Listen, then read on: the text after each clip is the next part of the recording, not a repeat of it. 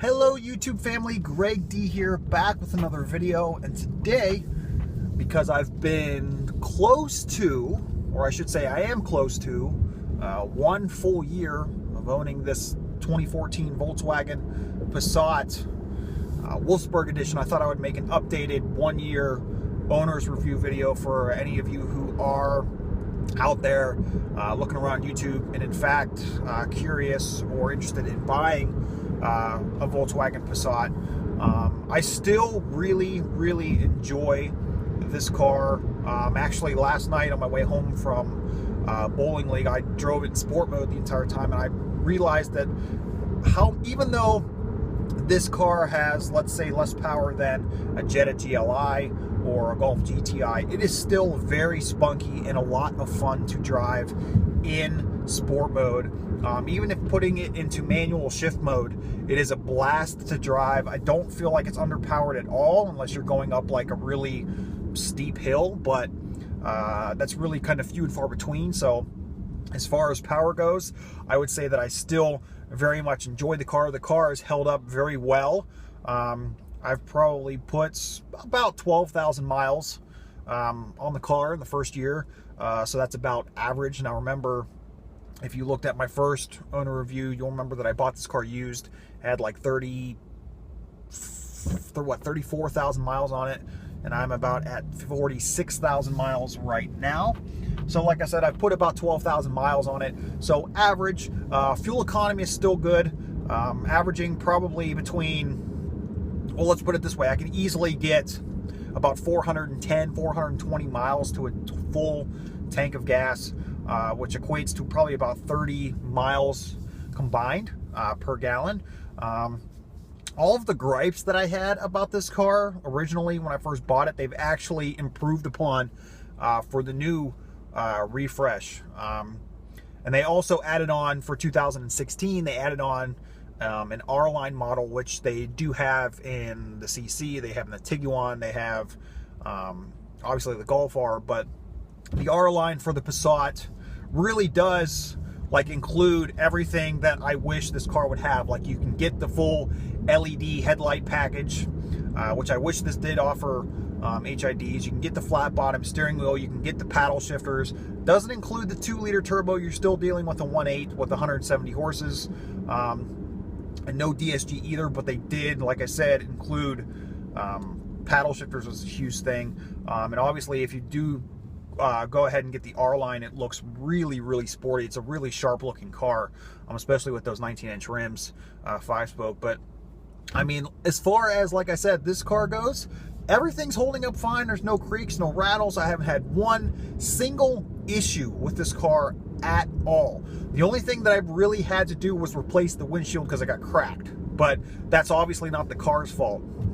That's just a random, piece of debris, a rock hitting the front windshield. So that's really not the car's fault, and that's really the only thing that I had to do. Actually, I do have to get the car inspected coming up here, so after 12,000 miles, I'm kind of assuming that I might need brakes or something. But like I said, as far as actual maintenance goes, I haven't had to spend a dime.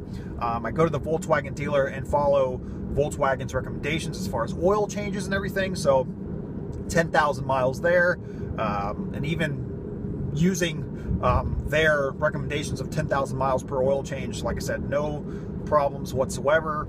I've only been able to do 2 modifications to this car. I have an APR stage 1 cold air intake, and I have 20% window tint all around. Really haven't had the money as of late to go any farther into modification, but I do have plans to buy better tires. I'd like to buy HIDs at some point.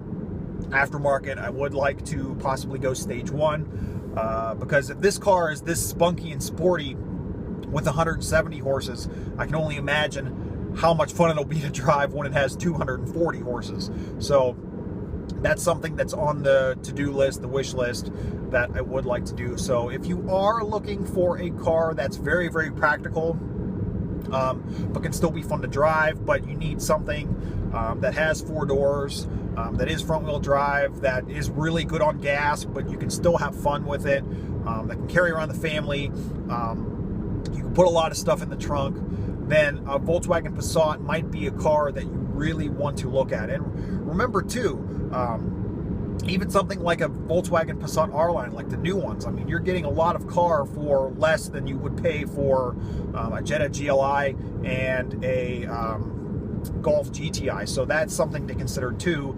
If price is an issue, or price is something that you're concerned with as far as buying a new car, then by all means look at the Passat R-Line.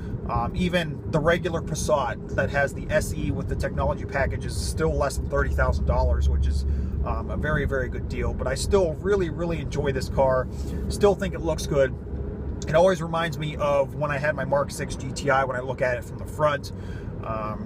Like I said, all of the gripes that I've had as far as like aesthetics and whatnot, they fixed in the new refreshed model. So really that's about it. Still really like the car. Still plan on, I'm going to have to keep it probably for at least another 4 or 5 years. I'll probably have to keep it throughout the entire loan period, just because now that I do have a baby, you know, most of my money goes for baby stuff. You know, most of my extra money goes for diapers and food and all of that fun stuff. So don't really have a lot of extra money right now to do the modifications that I would like to do. But and the thing is too, is if you are someone who is into modifications like I am, you're into cars, and you feel like that you're kind of stuck with not being able to mod this car, granted, there are not as many modifications out there aftermarket-wise as, let's say, a GTI or a GLI, but there's still enough out there that you can make this car a total sleeper. You can go, APR offers a stage 1 and stage 2 tune. I think if you go up to stage 2, you can push out 250 horses and 315 foot-pounds of torque, which is ridiculous. There are suspension modifications. Obviously, you can buy better tires. You can buy, you know, universal brakes. You know, if you wanted better braking power, you can. Several companies do offer exhaust. I know APR offers a downpipe. MagnaFlow offers like a catback. So that's something to consider. So there are modifications available if you are someone like me who's maybe in, you know, you need a family car, but you still want to be able to have that opportunity to modify, especially if you are in your late 20s, early 30s, like I am. So really that's about it. Would I recommend this car? Absolutely. Love the gas mileage. Love the fun factor. Not as fun as having, you know, a GLI or GTI, but it definitely gets the trick done. It's no slouch at all in the power department. It still has plenty of power to make this car a lot of fun to drive. And I can only imagine that once I do buy better tires, when the time comes, the handling will get a lot better. So yeah, that's about it. So I want to thank you guys so much for watching. Don't forget to like, share, comment, and subscribe if you would like to see more videos on the Passat. And until next time, guys, we shall see you soon.